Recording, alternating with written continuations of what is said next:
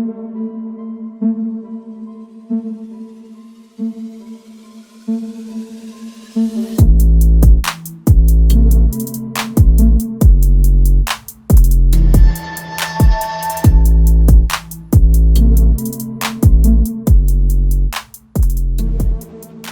guys, welcome back to District Tech Media. I hope you guys like the new setup and the logo. So today's video we'll be talking about why FIFA needs to improve. Following the release of FIFA 2022, there is a lot of stuff that FIFA still needs to work on to get the true fans back into this game that I once loved, but now it's more on a lot of stress, annoyance of the game, and a lot of things that they really do need to get right. And there's still a lot of things that's wrong. So let's get straight into the video. So what we have here is a match against West Ham United. Well, Manchester United versus West Ham United in this gameplay. Now, don't be, obviously this game has been out since last year, so it's just the yearly refresh of the game. So, from what I've been playing throughout the game, I mainly play a lot of career mode. I don't really play a lot of Ultimate Team because of the fact that obviously it's more like you're paying to win anyway. And the whole microtransaction. So I kind of do play a little bit limited.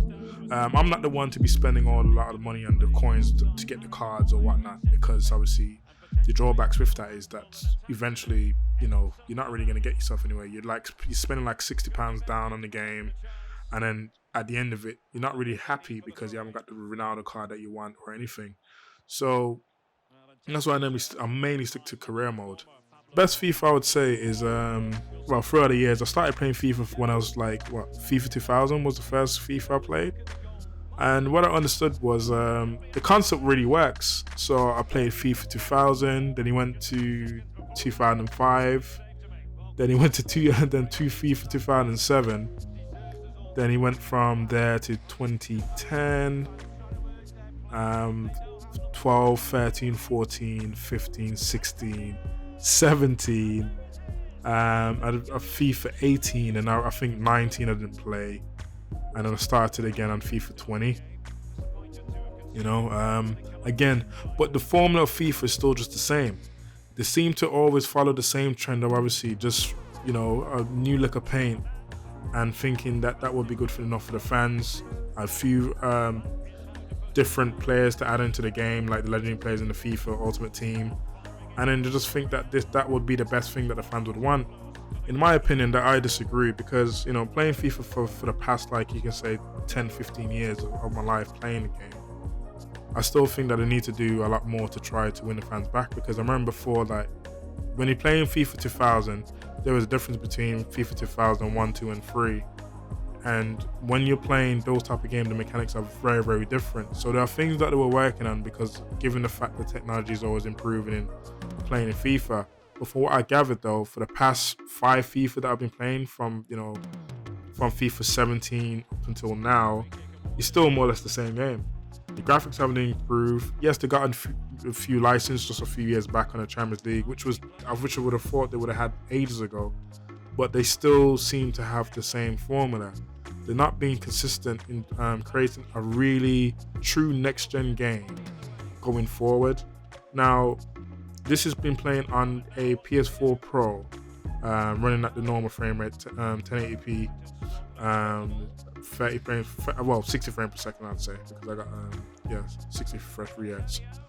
So that is still, still quite good. It plays well. But again, the mechanics is still too slow. The AI is stupid. The players are clumsy. The players don't know what they're doing. They get pulled out of the, out of position every single time.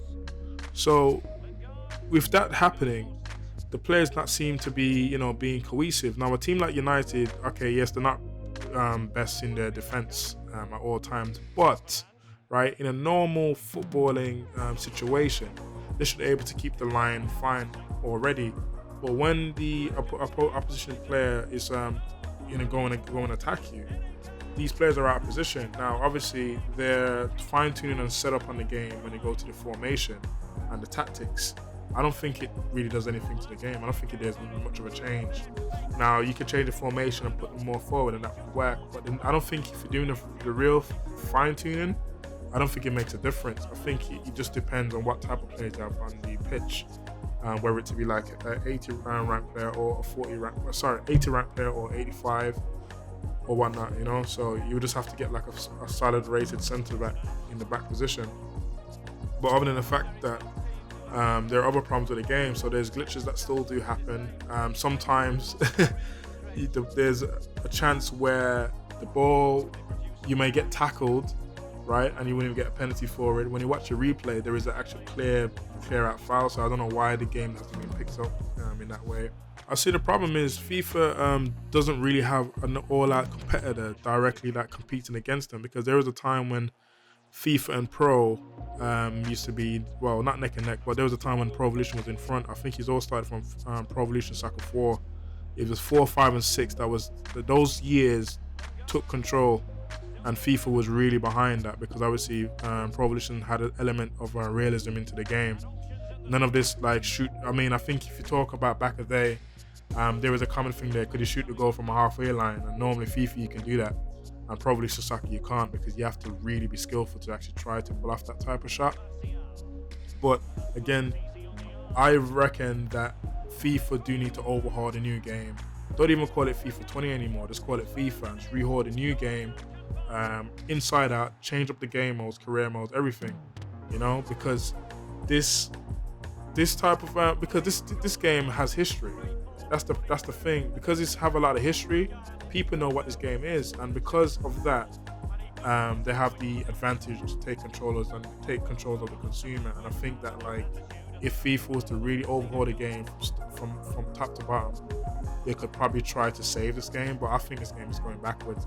No matter how much new game modes are trying to add, there's nothing realistic or there's nothing next gen about the game when I saw the trailer, and they do need to fix that. So the things they looked at in FIFA 2022, let's look at the gameplay. So from the IGN website, so the stuff that they noted down here are stuff like hypermotion, goalkeeper rewrite, explosive sprint, true ball physics, new attacking tactics. These things could just be added in the FIFA 2021 with just a firmware update. Simple things they could have done. Looking forward at the FIFA 22 career mode. You got to create a club, sub appearances, manager rating, and match objective, and new player progression. Again, these kind of things here, they could have done this ages ago. They could have done this like 2-3 FIFAs ago to create your own club. You can do this in Pro Evolution Soccer 4, and that's an old game. On PS2, you can do those type of stuff on there. So I don't understand why, you know, this game going forward is going to be the big real deal, and I just don't rate that. And I think that FIFA do have a serious problem by just, you know, by doing the least amount of work and gain so much profit, but again we still buy it, you know. So and there was a couple of FIFAs that I didn't even play a couple of years back. I think it was I think it did say FIFA 19. I can't remember.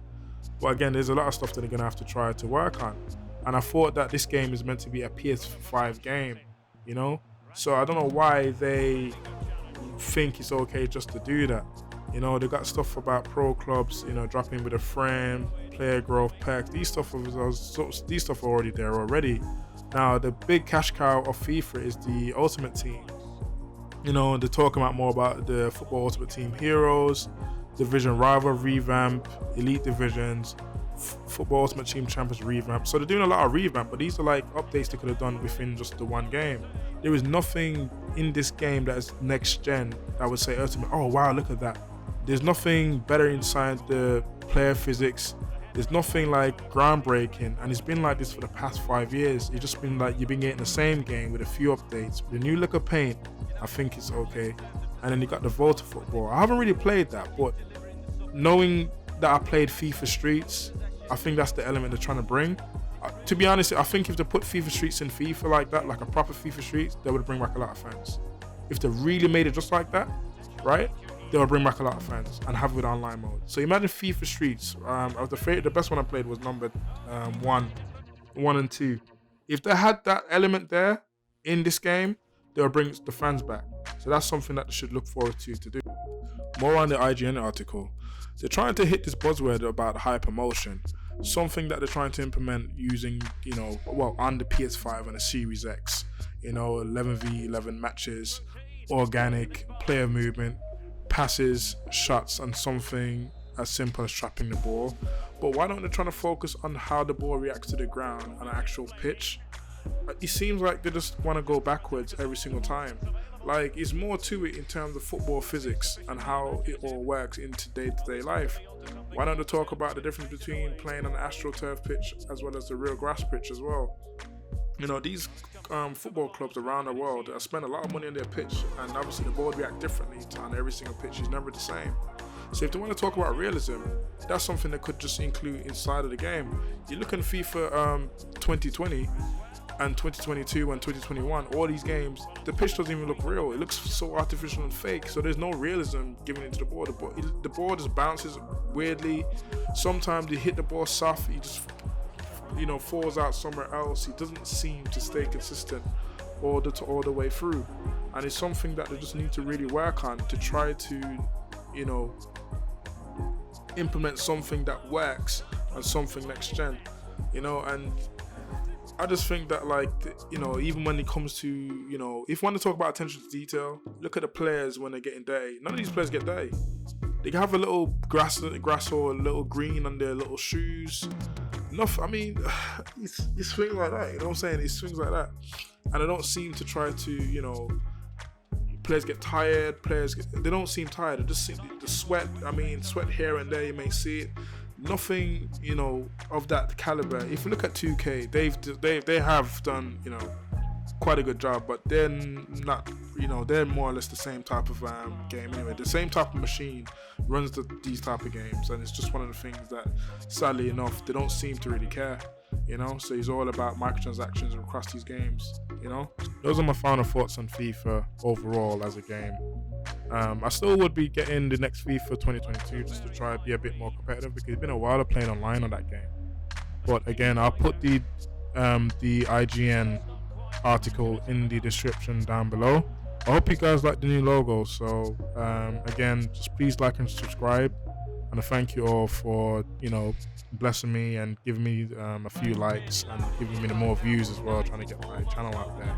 So I'll be making some more video. Of course, there's always ideas I'm trying to run. Again, just let me know if you want anything to change on the channel or any comments.